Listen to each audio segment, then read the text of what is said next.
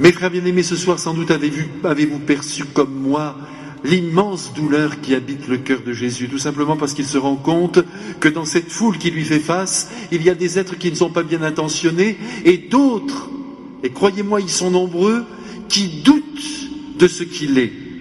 Beaucoup parmi la foule ne veulent pas croire qu'il est le Fils bien-aimé de Dieu, malgré les miracles qu'il accomplit, malgré sa parole de feu, ça ne passe pas. Et c'est pourquoi Jésus s'écrie: votre génération est une génération mauvaise. Et puisque nous entendons ce soir cette parole, nous aussi, mes frères, même nous, peuple de France, allons-y, nous qui avons été évangélisés magnifiquement, et depuis des siècles et des siècles, regardez dans quel état nous nous retrouvons aujourd'hui.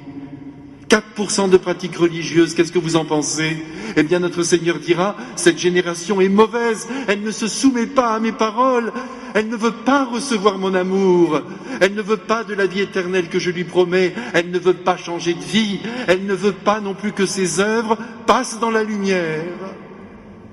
Mes frères, Jésus est venu nous appeler à la conversion, il est venu changer notre propre cœur, et lui demander de prendre une autre orientation, de quitter l'ambition, de quitter la vanité qui souvent nous oppresse, de quitter la suffisance. Je commence par ces péchés parce que ce sont des péchés majeurs. Qui lève la tête et se situe au-dessus de Dieu en le rejetant est un orgueilleux de première et il creuse son trou parce qu'il n'y a pas d'espérance dans cette vie. L'orgueil est mortifère, n'oubliez pas mes frères, le diable en est le prince. Et au-delà de cet orgueil, il y a aussi tout l'égoïsme aussi qui nous étreint. Jésus dit, chassez-le, je vous donne 40 jours maintenant pour sortir de votre torpeur. Voyez, tout à l'heure au début de la messe, nous avons crié, on aurait dû l'entendre sous les voûtes, Seigneur, prends pitié, nous sommes de pauvres gens, nous avons besoin de ton pardon. Tous les jours nous commettons des péchés, tous les jours nous nous éloignons de ta loi d'amour, tous les jours nous sommes repliés sur nous-mêmes. Seigneur, prends pitié, sors-nous d'une foi tiède, fais-nous vivre pleinement de ta sagesse évangélique. Voilà mes frères, le but du carême. Jésus dit, vous vous rendez compte, je suis là au milieu de vous, tous les jours, à travers mon prêtre, je proclame le Saint-Évangile, et tous les jours je vous appelle à l'embellissement de votre être. Qu'est-ce que vous faites de ces appels? C'est valable pour vous, mes frères, et c'est valable pour moi aussi, parce que le prêtre se prêche à lui-même, ne l'oubliez pas. Avant de descendre à ce pupitre, moi-même, je me confronte à cette parole.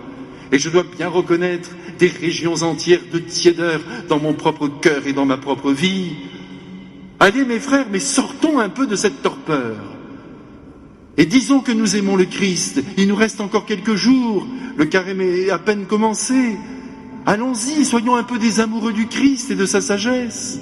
Passons en lui. Arrêtons de vivre un christianisme habituel. Alors on est content parce qu'on communie, parce qu'on prie, parce qu'on essaye d'être à peu près bon. Mais ça ne suffit pas. Il faut qu'il y ait du feu en nous. Le feu de l'amour. Aimons ceux qui ne nous aiment pas. Pardonnons à nos ennemis. Allons-y. Sortons de nos petits plans. Laissons-nous déranger par les autres. Soyons généreux. Soyons remplis d'amour. Tout est là, mes frères bien-aimés. Regardez la tristesse du Christ face à sa prédication qui n'est pas reçue. On lui demande encore un signe, alors qu'il en fait toute la journée. Et nous avons besoin de quoi, mes frères bien-aimés? Cessons d'être incrédules. Quand nous ne sommes pas fidèles, c'est parce que nous n'avons pas vraiment la foi. Voilà la vérité. Une seule apparition de Marie confond toutes les incrédulités de la terre. Croyez-moi. Alors réalisons qu'ils sont vivants, qu'ils sont avec nous. Ils ont besoin de sentir notre cœur battre à l'unisson des leurs. Je parle de Marie, je parle de son Fils. Notre monde ne changera pas si nous ne changeons pas, s'il n'y a pas ce feu justement qui vient dévorer notre propre être et nous permettre d'être présents au monde et de le soulever. Allez mes frères, c'est ça le carême, je vous en supplie. Ne restez pas braqués sur de petites privations, il faut aller plus loin. Il faut que ça brûle autour de nous. Mais pour que ça atteigne les âmes, il faut d'abord que notre âme soit enflammée. Mais réellement, avec cette volonté d'aimer Jésus comme jamais. C'est peut-être notre dernier carême, on ne sait pas si nous allons vivre. On ne sait rien au sujet de l'avenir.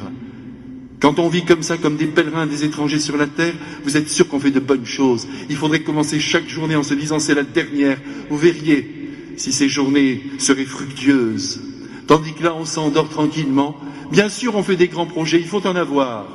Mais en même temps, on les offre au bon Dieu. Et on se dit que ce qui compte, c'est ce que je suis en train de vivre.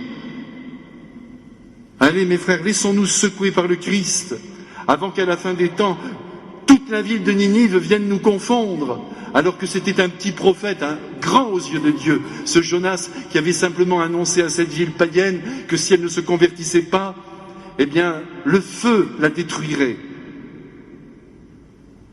Un petit prophète, et nous avons notre Seigneur, qui nous parle encore une fois tous les jours, et nous restons dans nos ornières. Regardons bien, mes frères, tous ces péchés capitaux qui viennent tuer notre esprit et notre cœur. Essayons, pendant ce carême, de nous bonifier réellement, c'est-à-dire d'être bons, car vous savez que tous les commandements se résument à la loi d'amour. Pas de jugement, pas de critique, pas d'emportement, pas d'énervement, du respect pour tout le monde, pas de dureté de cœur surtout, de la compréhension, de l'indulgence. Ça, c'est appartenir au Christ.